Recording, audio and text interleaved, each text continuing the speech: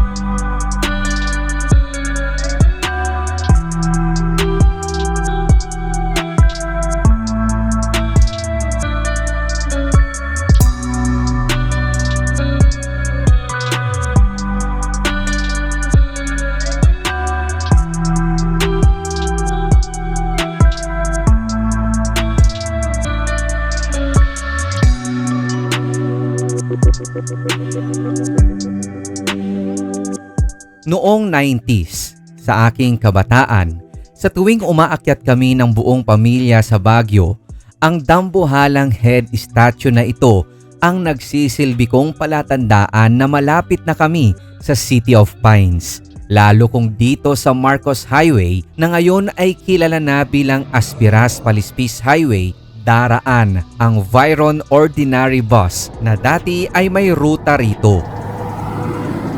Bagamat naging kontrobersyal, tila balewala ito sa aking musmus pang isipan noon, basta't hindi ko lang talaga maipaliwanag ang excitement ko sa tuwing namamataan ko na ito mula sa bukas na bintana ng bus.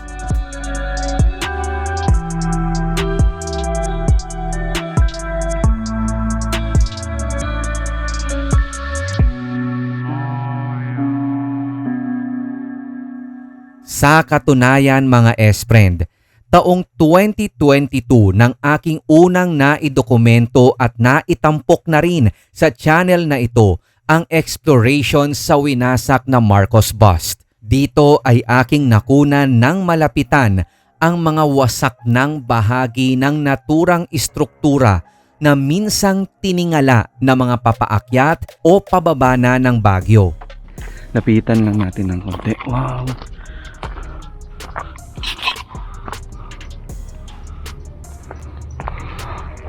Yan yung hugis nung yung baba niya. Sayang lang, puro parang pinaka-frame na ng ulo niya to. Tapos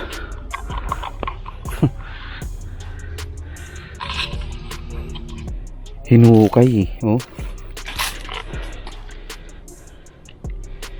So ito nga, ito na yung pinakahagdan. Papaakyat po doon sa ulo. Ayun.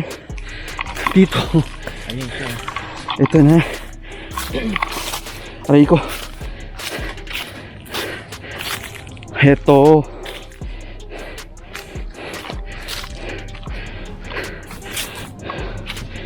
Ito na yung pinaka frame ng ulo niya.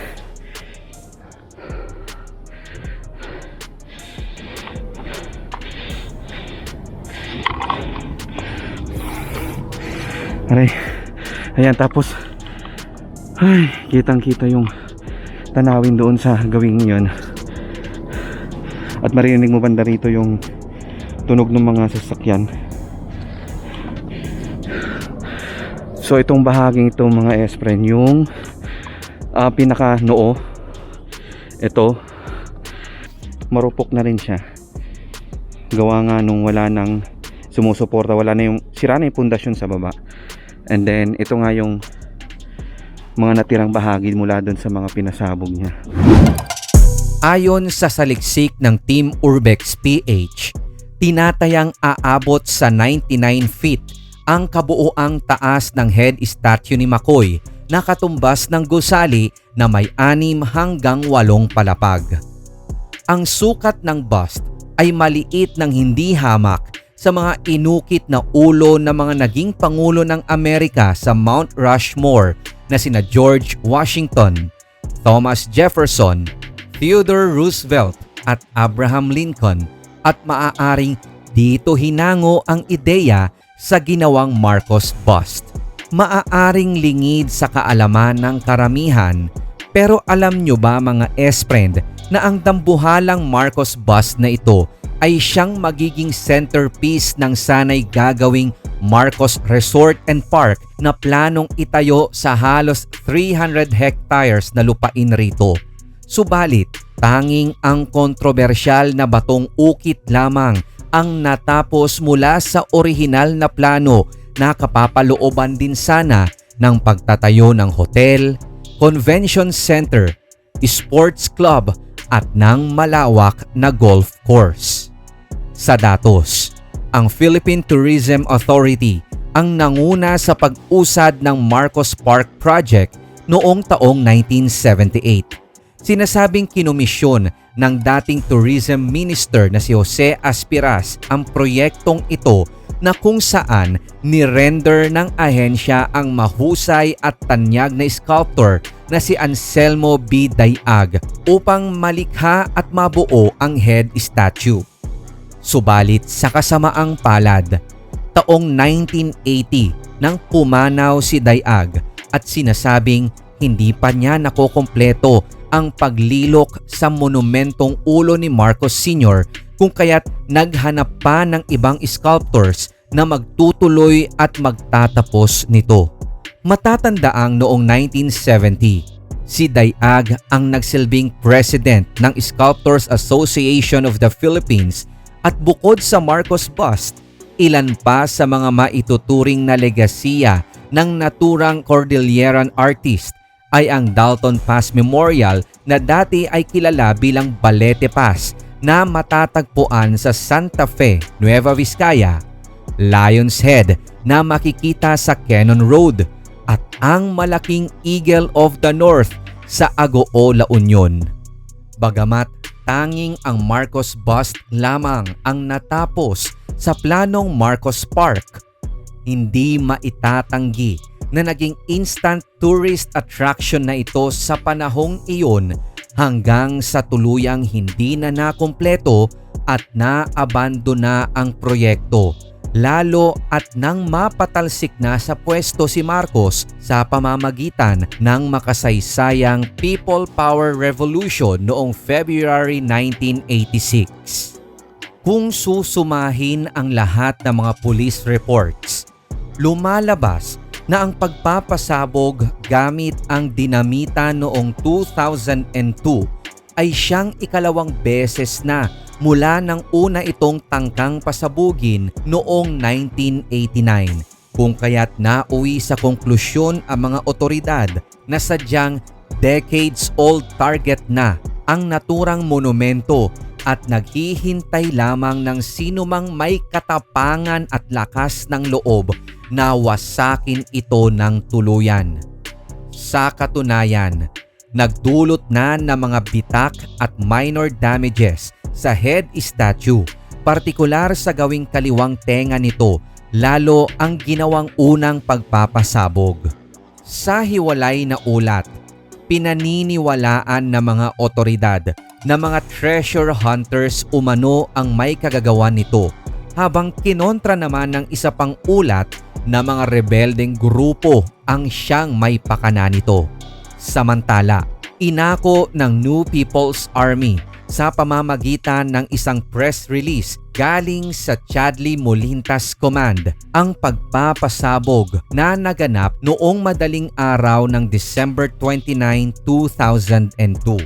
Sa kanilang pahayag, Naniniwala ang grupo na hanggat nag-e-exist ang bust ng diktador ay tila patuloy rin nitong ipinapaalala ang pagsasawalang kabuluhan sa hustisya at katrayduran sa will of the masses.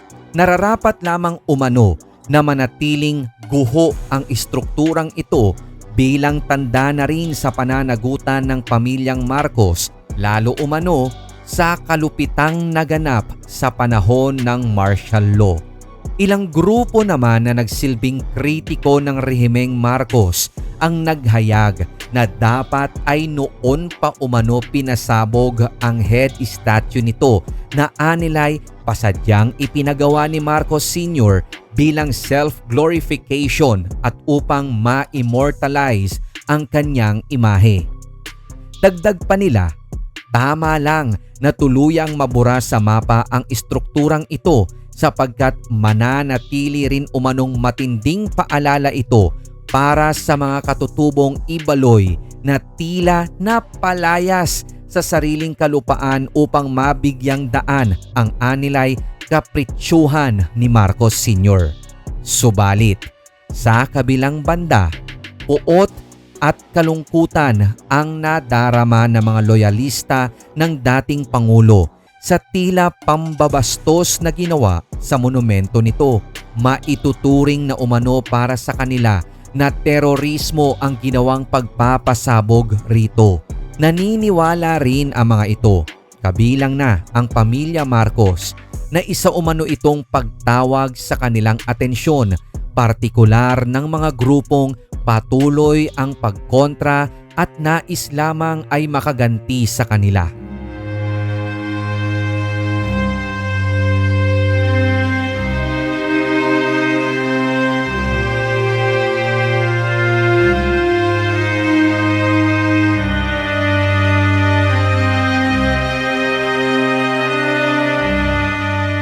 Sa kanyang kasalukuyang estado, masasabing mahirap nang maibalik muli ang dating hulma nito at kung pagbabasehan lamang din ang ilan pang nakalap nating mga impormasyon, tila walang kaplano-plano ang kasalukuyang administrasyon ng anak ni Marcos Sr. upang nang sa ganon ay ma-rebuild ito.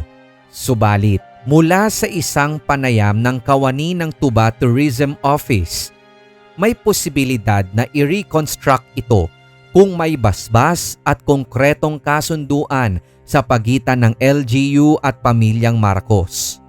Dagdag pa nito, kung sakali man na umusad, plano nila na hindi na dito sa dating lokasyon itatayo ang bagong Marcos bust, bagkus ay sa isa ng bahagi ng Barangay San Pascual sa parehong bayan na lamang ito itatayo.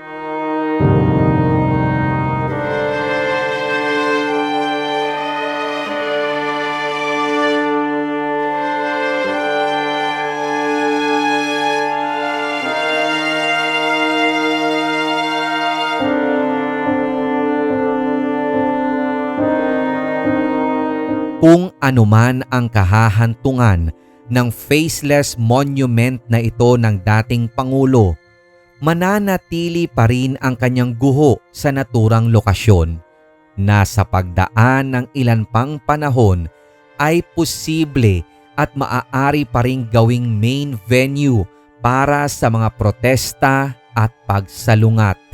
Sa tila patuloy na pagpapahayag ng katuwaan sa naging estado nito ngayon o kaya naman ay sa pagsusumigaw ng tila habang buhay na pagtutuya sa rehimeng hindi na mabubura sa kasaysayan ng bansa.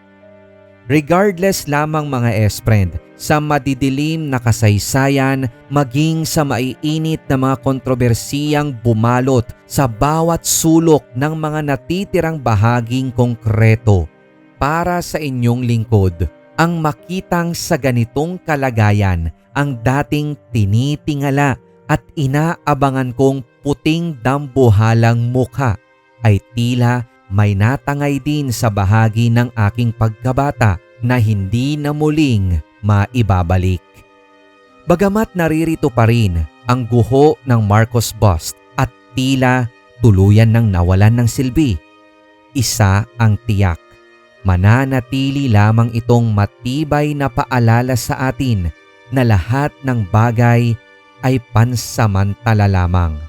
At sa madaling salita, lahat ay may hangganan.